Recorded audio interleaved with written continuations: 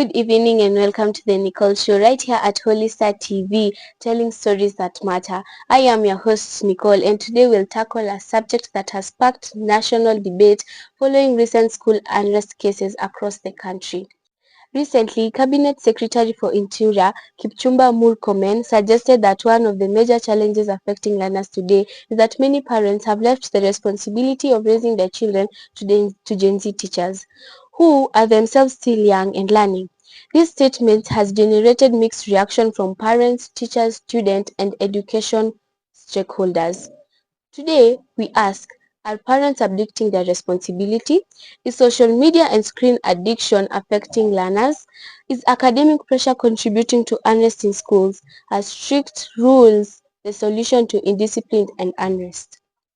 To help us unpack these issues, I am joined by three distinguished student leaders.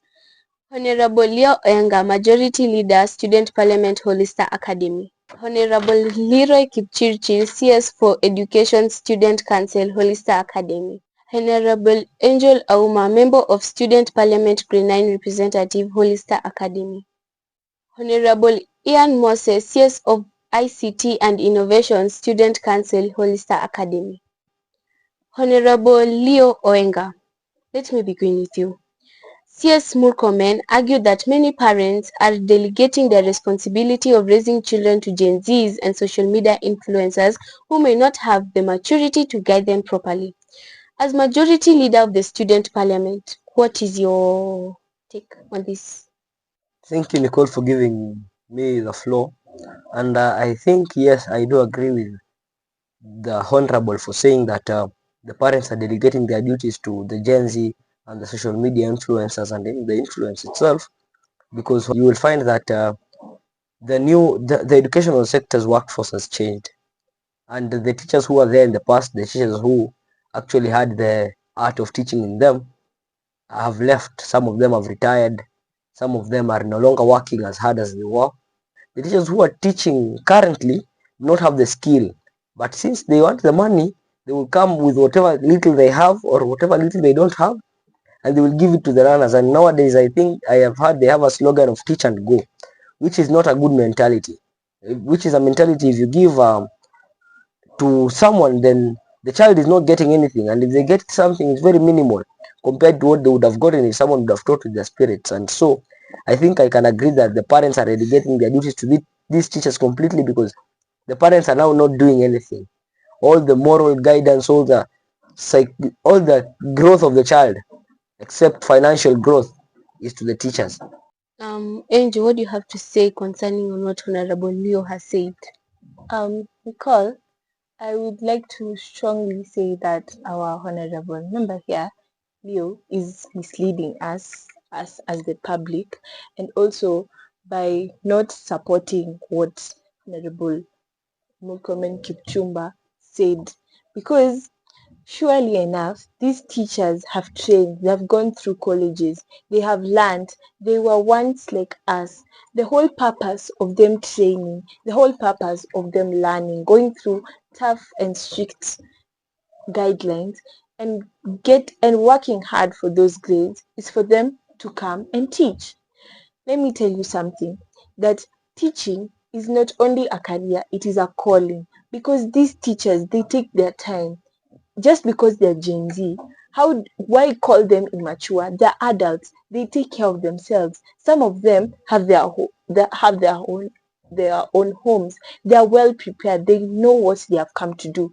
Most of them are capable. They're willing. They're really working hard out here. They're trying to do what's right, and they know what's right. And if you tell them that they have no experience, and plus our old teachers, they are retiring. Some of them don't have the energy to keep on going on.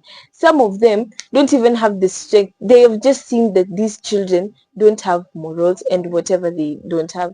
But these Gen Z teachers, they are capable, they have strength, they are fresh, they are new in the market. Why not give them a chance and stop just relying on old sources? We are moving forward, and we should take a chance and give our responsible Gen Zs a trial. So, Ian, what is your take on this motion? Thank you, Nicole, for this opportunity. I find it deeply concerning when trained professionals such as teachers are spoken about as though they are children. Teachers are educated, they're qualified, but yet you find that they're referred to as children by what uh, our CS Kipchumba Murkomen said in the last meeting he had. Respect is a two-way street. We expect teachers to respect authority and the authority to also respect them, because I think it is kind of offensive that these teachers who are referred to as Gen Z, they pay tax and they do other responsibilities that an adult does in our country, Kenya. So they cannot be referred to as children. And we cannot blame the character of children deteriorating because of them, because parents are also neglecting their children. They are putting their children in school and leaving them there as an investment. They put it like a bank. You want your child to go there and come back better without you having to focus on making them better. And also, Nicole, Mhm. as much as the teachers are being said to be that non-experienced, they are also being blamed as the reason as to why these parents are saying that their children are being shown bad morals and like their character is deteriorating. It's because these Gen Zs, the same Gen Zs, you will find them like having having poor dress codes in some working institutions that are not supposed to be some clothes you're not supposed to wear them in some specific places. Like some of them they have these things for OTD now. They just see things. So what you're trying to say here is that they're like losing morals because before you finish to say that they should try and wear what the retired teachers used to wear. So like the retired teachers used to have morals and something like that. But these teachers who are coming to class wearing crop tops and all that, they're losing morals. They are not having the morals that they're supposed to have. That's what you're trying to say. Take it in the perspective that they're just taking an example. I'm not comparing anyone here. I'm just saying, yes, you can just leave alone wearing what the past teachers used to wear. You yourself, you can come up with your own choice of style, but it is comfortable. It is respectable. It is according to the day occasion, or it is according to with the weather outside. So that even when you tell a student, please remove your sweater, it is hot outside, they can respect you because they see my teacher is wearing, it's hot outside, why shouldn't I also remove my sweater?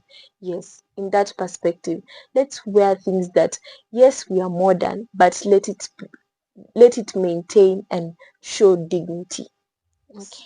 Many reports indicate that learners spend hours on TikTok, Instagrams, gaming platforms, YouTube, and other online spaces.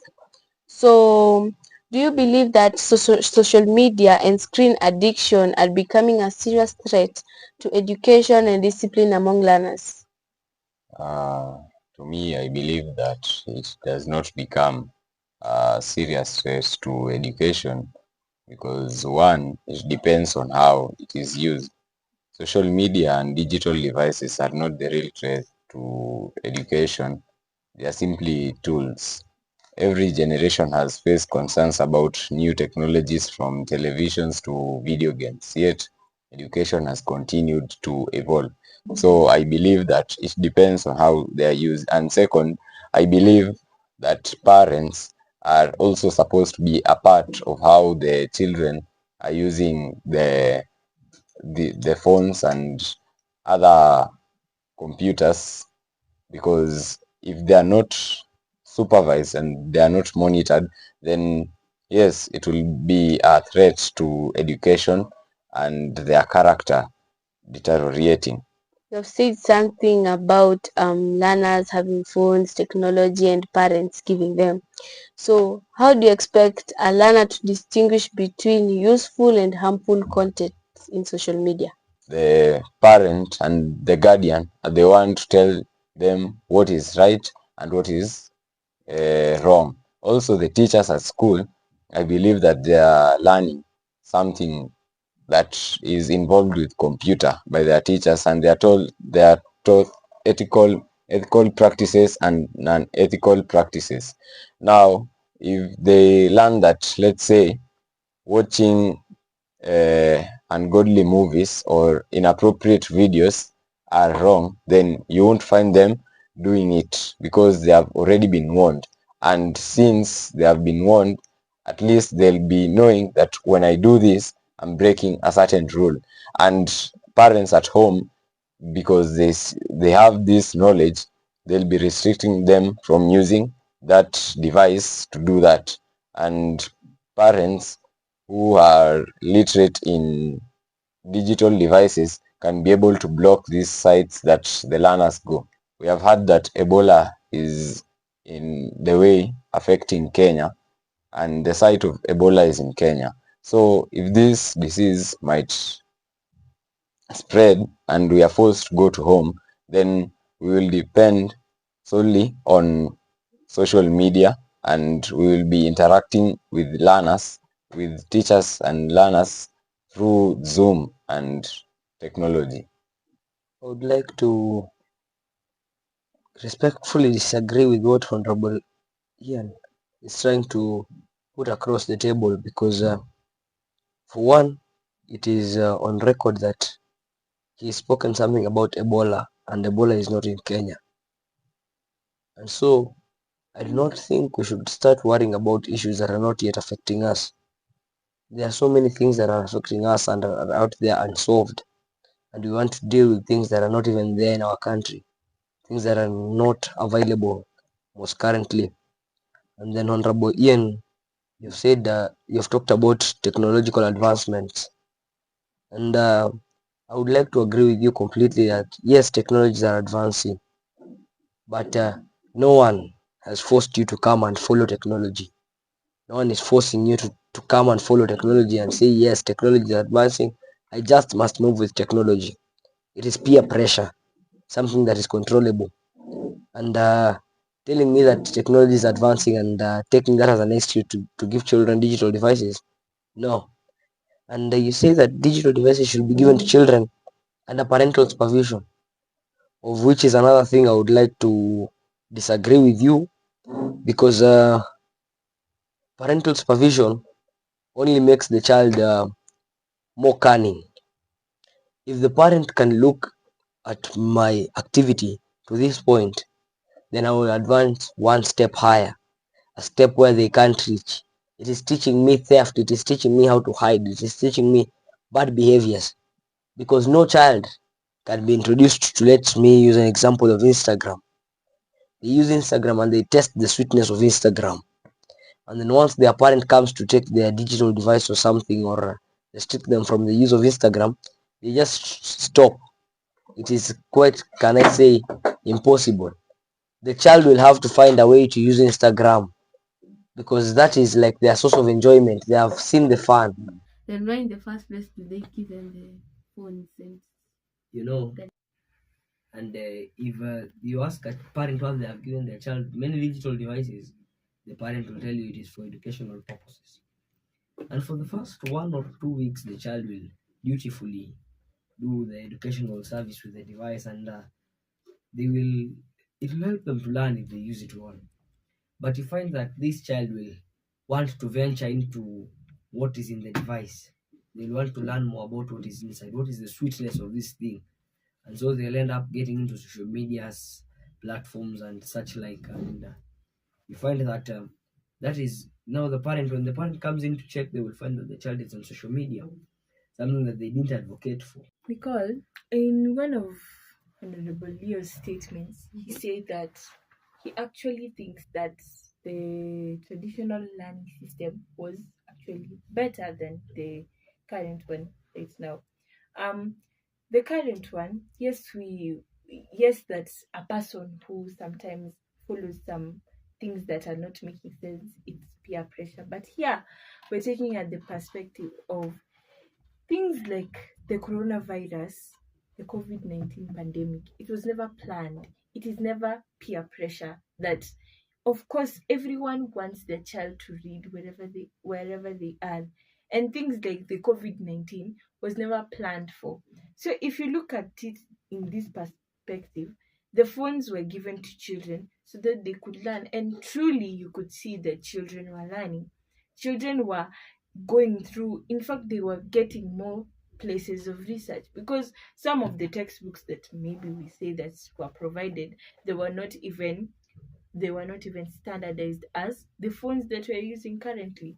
We don't have the Googles on our textbooks or on the notes that the teachers have brought to us. And in this field of modern technology and whatever education has to come up with it, we are having more research, we're having more knowledge, we're getting exposed to more that we can use, and it can help us in future. So if we continue saying that these traditional ways of learning was better than these modern times, I mean, like, why not move on, and why not change and accept changes, and also accept them, because nothing ever comes without a disadvantage. We have methods and ways that we can take to prevent these disadvantages. One of them is putting parental guidance. And if the parental doesn't have the knowledge and the skills to operate these digital devices, it is not that we lack youths who know how to operate them. It is not that we lack teachers who can teach on how to operate these devices. Even when you're going to the shops to take these devices, don't you ask for more guidance so that you can learn more about this tool that you're going to use? Another issue that emerged during investigation into school unrest is academic pressure. Many students report feeling overwhelmed by continuous assessments, examination pressure, high expectations from parents, competition among learners, and many more. So, in your view, is academic pressure contributing to frustration again among learners, or eventually leading to unrest? I do really think that the academic pressure and all these expectations put on the learner has been one of the contributing factors to the unrest and the school fires. Find that this is the second term of the year, and this term they made it so that midterm comes along the ninth week, not the usual seventh or the one we're used to. Now, this period has become longer for students that it has become unbearable. Students are so used to we're going home on the seventh week, we get at least 1 week of rest. But that was pushed 2 weeks later. Now, they already have continuous random assessment tests, most probably after every 2 weeks in high school. Continuously, they're being tested, and the longer they're tested, the more they lose hope. They're like, when will we finish? When will we go home? One thing led to another due to that academic pressure placed on them by their teachers, by their parents. They end up making decisions that were clouded by this academic pressure. Decisions like burning down a school, decisions like running away, and in turn it affects them and the school property. In turn, it is them who are paying in the end, not the school. Now, I'd like to talk about the rules that are being put up in school. These rules are being put up by teachers, but yet they are not following. It's like they have a mentality of, let's say, that do what I say, but don't follow what I do. That's what they're doing. And according to Colossians 3:21, it says, not provoke your children, lest they'll become discouraged. Now, these rules you find, like, for example, they say that you are supposed to walk while your hands are behind. Then you find teachers are the one who are walking while their hands are in front. Then me as a learner, I'm seeing a teacher walking with the hands in front or doing whatever while walking. Then I'll be questioned, then why am I supposed to put my hand behind? Or another instance is like, for example, a school water point where learners get water for drinking. Teachers are telling the learners that use only bottles or you are not supposed to wash your hands or plates here.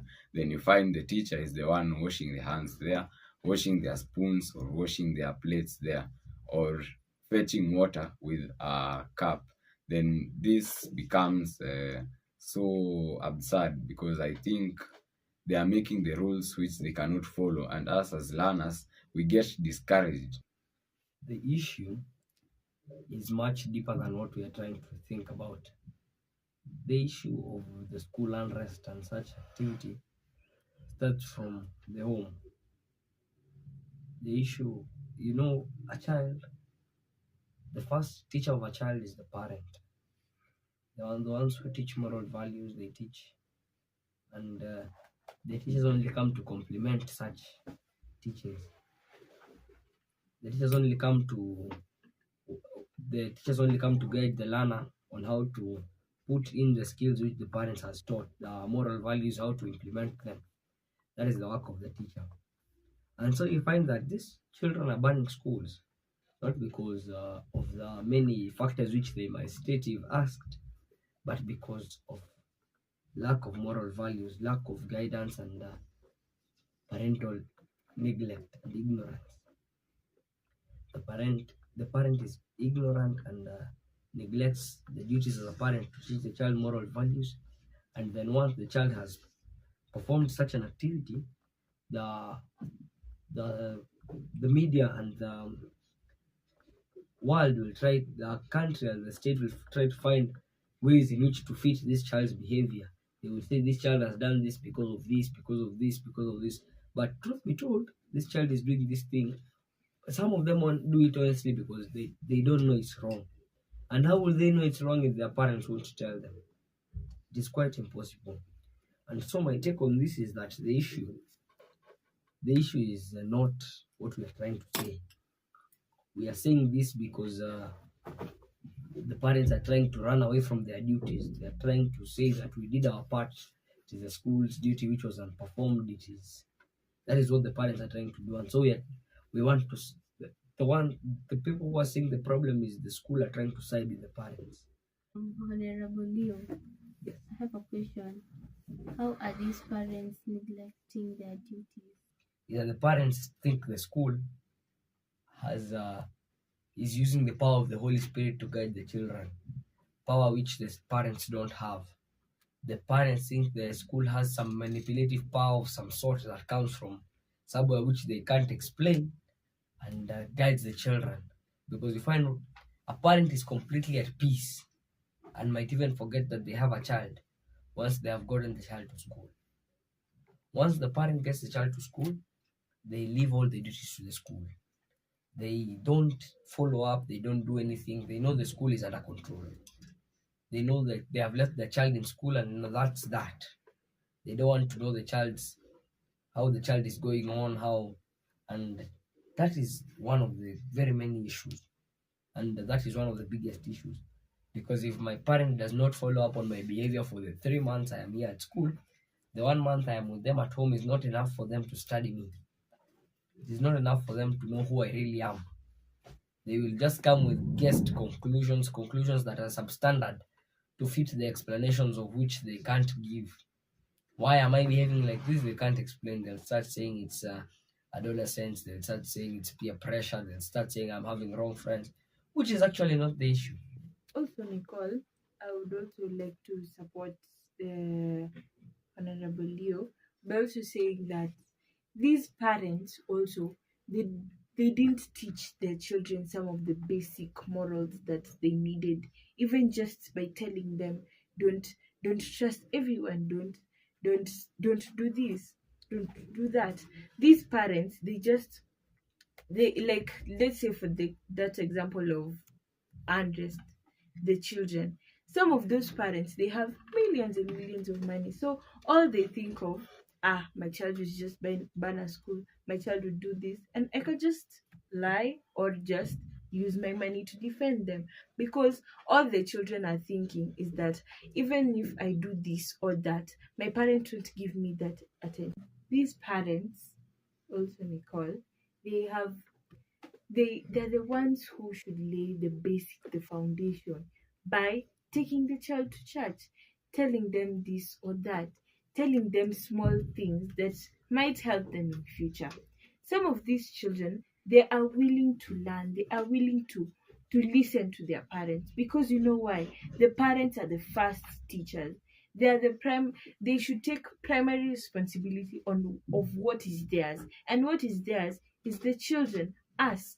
If they don't care about us, how then will we, like, the only way that we can gain their attention is through doing other things that maybe we would think that maybe it will trigger their attention. But no, since childhood they have just been providing money, providing this. If you see your parent, it's only once or like twice a year or a month. Some of these children, they have never been taught on just singing, even sharing a Bible verse with their parent, or even being told by their parent, this is how you should go. Don't look at this child this way. Don't make false anticipations. Don't just listen.